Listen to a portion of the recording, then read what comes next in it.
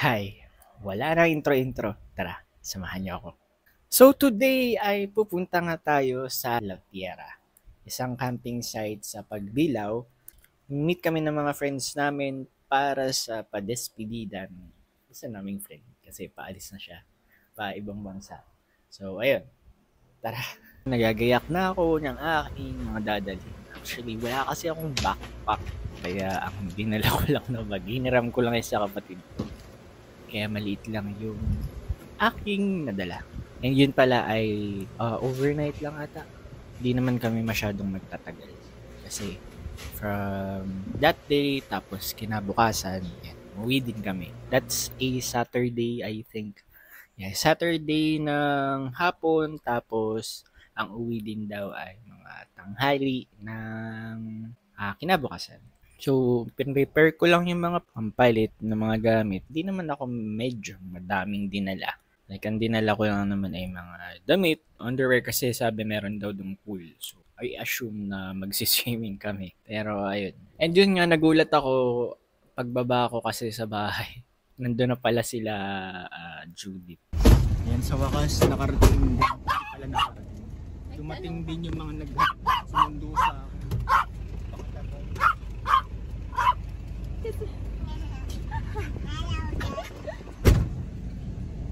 Muntik na ako matulog. Trip yan ah. Doggy.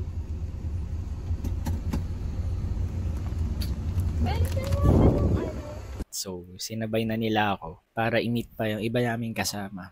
And yun. Kasi ang original plan ay magkikita-kita kami sa SM. So, babiyahe pa ako ng 2 sakay. Pero yun, good thing, sinabay na nila ako. And yun nga, after namin mag-meet, pinunta na namin yung isa pa naming kasama kasi susunduin din namin siya. Parang 2 pa, 2 batch pa yung susunduin namin. So, on the way na kami dun sa isa. So, yan, may kasama silang 2 doggies. Tapos, sinunod namin yung isa din na sunduin. And yun nga, nakarating na kami sa La Tierra. Medyo may kalayuan pala siya. Akala ko parang after lang. Kasi akala ko maliit lang yung Pagbilao, pero yun pala malaki pala siya. Medyo malayo pala.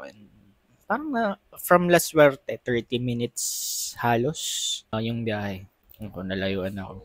Pero yun, ito yung place. Yan, nag-ano muna kami na settle down. Kasi prepare yung prepare na namin yung camping spot namin. Ilalagyan na namin mga tents, tapos mga gamit kasi madaming gamit. Oh, pa-Canada ka na, mamimiss kita. Hindi ako. Sa Canada.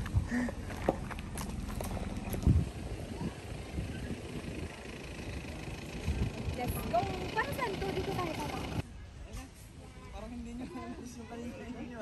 Oo, gano'n na. Oo nga, no. Meron din silang cafe sa loob. Meron dong coffee, tsaka mga food, meron ding mga almusal. Yan, pwede kayong umorder. Papakita ko yung menu.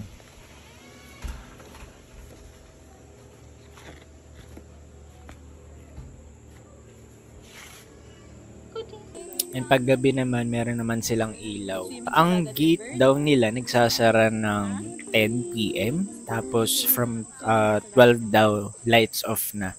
Pero nagstay kami up until 1 ata or 2 sila. Parang di naman nila pinatay yung ilaw. Kasi naglaro pa kami ng Monopoly. Tapos may pa ano din sila, campfire na sobrang init pala nun pagka nilapitan. Malamang apoy.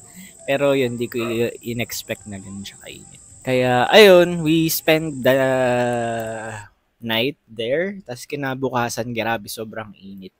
And ang problema lang dun sa,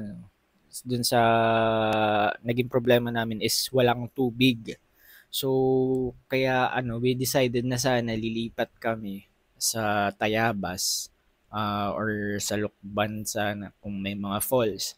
Pero, ayun, di na siya natuloy. So, di pa din kami nagla-lunch that time kasi lunch time na. Kaya we decided na lang na mag-lunch sa Tayabas. And yun nga, napunta kami. Napadpad kami sa Nanay Siming.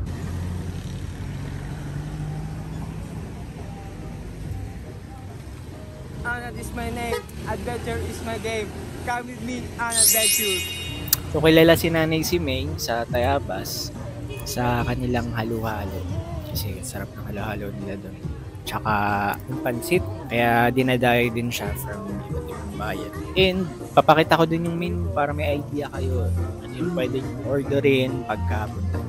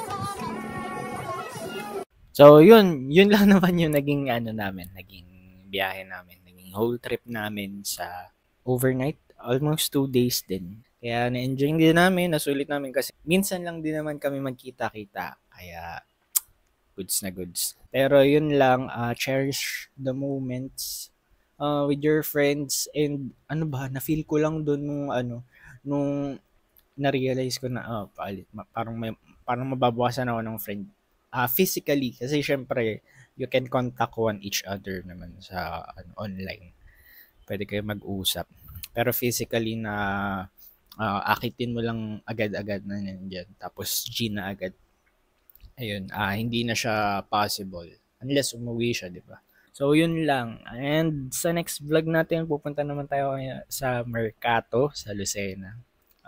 Pahabol na padespedida sa ating friend na si Prebi. Kaya better watch out next week. Okay? So, yun lang. If nagustuhan mo itong video na to, please like and subscribe and share to your friends. So, again, thank you so much for watching. See you again next week. Okay. Bye-bye.